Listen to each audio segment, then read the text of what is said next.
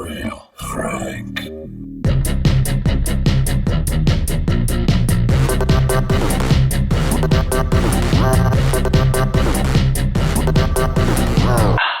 Hello, welcome to Real Frank Movie Reviews. In this episode, we're going to take a look at the new movie, The Adam Project. After accidentally crash landing in 2022, time-traveling fighter pilot Adam Reed teams up with his 12-year-old self for a mission to save the future. Alrighty, yeah. My special guest reviewer for this episode is Michelle. Welcome back to the show, Michelle. Hello. How are you doing today? I'm good. How are you? Good. So with this Adam Project, what did you think about the story? It was unrealistic, but it's sci-fi. So, Unrealistic? yeah. I don't think we can do time travel, do you? I think at some point, Hollywood seems to be fascinated by it because there's so many movies about time travel right now, or in the last 5 to 6 years, seems like a lot. So you didn't care for the time travel part for this story? I didn't say I didn't care for it. It's a sci-fi movie, fictional, you know. But from my past experience, aren't you a big fan of that type of genre, though? I am. I never said anything negative. Now, when I was watching this movie, I immediately started thinking this is very similar to like a modern twist version of the Flight of the Navigator movie when I watched it as a kid. Yeah. How'd you feel about that? There was a lot of movies I felt kind of intertwined into this movie a little bit. Like what? We have a visitor. That's all right. Keep going. Ignore him. Flight of the Navigator. Maybe because of Ryan Reynolds with Deadpool a little bit. Really? Some of the stuff. Yeah. What made you think of what part made you think of Deadpool in here? He's bleeding and he's healing himself and things like that. All right. I wouldn't have thought of that for this movie, but okay. And then a little bit of Back to the Future. You can't mess up. They shouldn't see each other in the past because they can mess up the future. Things like that. That's a good point. It did have some throwbacks, and I think they kind of made a little, maybe one or two pokes at that with the Back to the Future, like throwback with the space-time continuum type of thing. Yeah. Did you have any issues with the movie? If you did, what were your big issues with it? There were points that was just hard to follow for me, but honestly, we watched back-to-back movies, so it could have just been that. Sitting still for that long is hard for some individuals, like myself. So why are you giving the show secrets right now out? You're not supposed to give the show secrets right now. You're supposed to pretend you watched this in one different time. You didn't watch it back to back.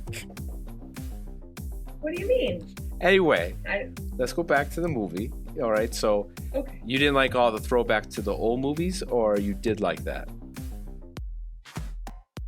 No, I did. It just made it a little bit more predictable, or like, oh, come on, like do your own thing type of thing.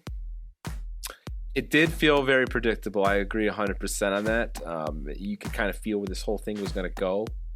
My issues with this movie were, 12-year-old Adam sees his older version, and he's able to figure out right away that that's his older version of himself. Like, yeah, he's just kind of okay with it too. It's like, oh wow, not freaking out. You got the same watch as I got on, so hey, you must be me, older. Woo, we cracked that. Right. That was ludicrous, and then was so cool with it. Like, didn't have all these questions. He was very calm about it. Found that very uneventful, not realistic. How about you? Was there another scene like that for you? I mean, I kind of thought that way too. Like, he just went through the death of his father, and then he's, all of a sudden meeting himself. He's not really freaking out about it. I mean, if he went through 2020 and 2021, though, he might be a little desensitized. So. It's like whatever's gonna happen is gonna happen.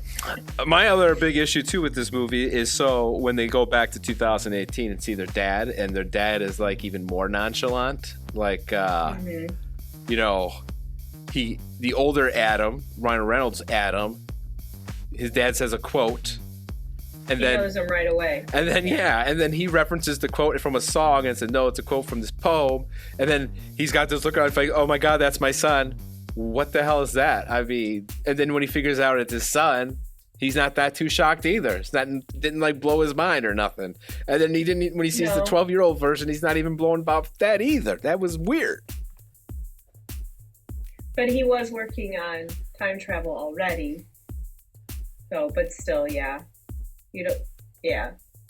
Just a little bit of holes in the story there. Yeah, it was just a reaction like, yeah, he's working on it, but he hasn't figured it out just yet. Or if he did, he just figured it out that day. So now all of a sudden, sees two versions of his son. And he's not blown away by that. It was just so nonchalant. It was ludicrous.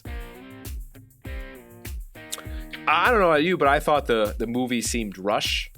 Like, the pace, like, I don't know, this felt crammed in. They were trying to cram this all into the movie, and that's why there was no like explanation of more detail in the scenes of why the father wouldn't be more shocked, or 12-year-old Adam seeing Ryan Reynolds Adam being shocked. I felt like they were trying to squeeze so much in that they had to eliminate some of those reaction scenes for dragging those out a little, maybe. What do you think? Right. Yeah, it was a big story, and they did condense it down a lot. They tried to add in action and things of that nature. I don't think it would have been good for a 3-hour movie, though. Was it 3 hours? Because no, but like if you wanted more detail and more to the story. All right. Did you have a favorite scene in the movie? When they were talking to each other and explaining, when the younger Adam is explaining to the older Adam his anger against his father. And older Adam is kind of opening his eyes and realizing that this has just been inside me all this time. It was all my grief that I didn't deal with. It wasn't reality. It was just what I was mad about and how I was processing everything. All right. And then he tried to take his beer. Yeah. For me, the funniest part was him, 12-year-old Adam, trying to take Ryan Reynolds Adam's beer. I thought that was well, funny. That's the same scene. Yeah. It's the same scene. It is. I think, honestly, this movie kind of stunk if it wasn't for Ryan Reynolds. Because Ryan Reynolds, I think, is just a natural, funny, comedic actor. I mean, he's so talented. He can be serious. He can be comedic. And his timing and the way he shoots out his lines is phenomenal. That's why when we rate this, I give it what I give it. It's mostly because of Ryan Reynolds, not because of this movie. Right. And what about your least favorite part in this movie? Anything that had to do with the boss, the female that was kind of destroying everybody's happiness. I didn't like that character at all. It didn't fit right. I don't know. It seemed very off. Yeah. And that's also just didn't seem like a good role for her. Yeah. So like the whole thing just seems off to me. All I kept thinking about was the 40-year-old version because she played the love interest of Steve Carell. Yeah. Her voice gives her away. That's automatically what I think of when I see her. Right. But I just didn't feel like the role fit her very well, or even the storyline was appropriate. I don't know. There wasn't a lot of explanation though, like you said. They really didn't go into too much detail. How she went from being a decent person to such a vicious person. So yeah. All right, so let's go ahead and rate. Greed. Let's rate this thing. So what do you give the story? What's your score for the story? I mean, it was PG-13, so it's something the family can kind of watch. I would maybe like a 4.5. It wasn't horrible, but 4.5. Not phenomenal either.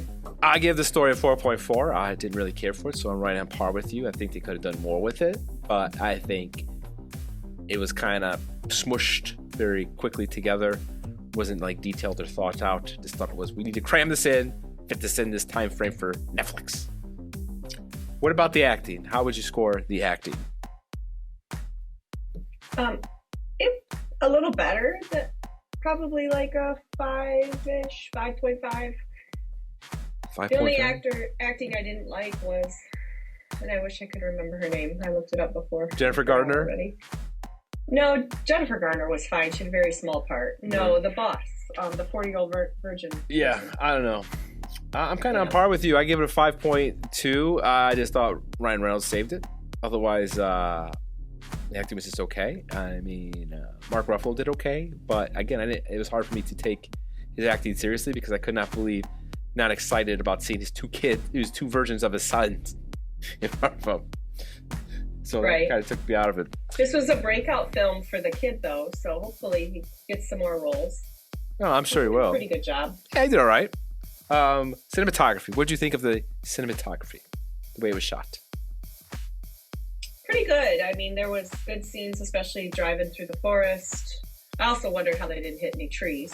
But at the same time, I thought it was pretty good. Maybe like a 6. 6. Wasn't like out blown away or anything. Right, 6.0. I wasn't too impressed. I was quite disappointed. I gave it a 4.9. The last couple movies I've reviewed, the cinematography was spectacular. Probably had I not see those previous movies compared to this movie, maybe I'd be a little higher, but because I didn't, I'm comparing it. I didn't think I was too much. There was not a memorable scene for me, and I was like, whoa, that was cool how they filmed that. Yeah, I didn't get to see Batman. What about the CGI? How would you rate the CGI? It's pretty good. Same, right around 6. You know, the spaceship and the way the I don't know, kind of like stormtroopers or whatever they were would blow up when you would hit them. That was pretty good. Yeah, I gave it a 5.9. That was generous of me. There was a couple scenes I wasn't happy with. There's the part where Ryan Reynolds is throwing punches and fighting with one of those stormtroopers. I can't tell if they're robots or people in those because the one guy was in one of those suits, so I was confused. You never saw the faces, so were they robots or were they people? I don't know. But he was throwing punches and he's coming nowhere near close to hitting them. So you could tell they were either put in after the fact or he was just way off, which I find that hard to believe with all the action movies he's done.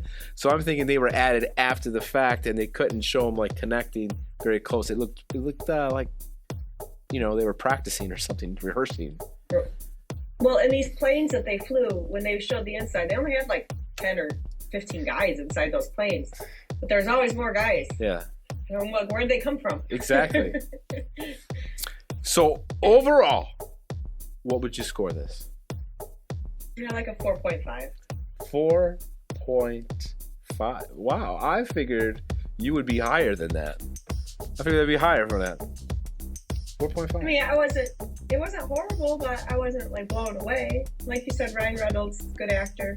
All right. A little surprised. For me, I think I'll give it overall a 4.8, and that's only because of Ryan Reynolds. Only because of Ryan Reynolds. No Ryan Reynolds in this movie, I would give this like a 2.6. You don't think someone else could have done the role? Of Ryan Reynolds' role? Yeah. Yeah, someone could have done it, but it wouldn't have been as good. Wouldn't have been as good. He made that role his, I believe, because he added his personality to it, which then translated to the personality of the kid, right?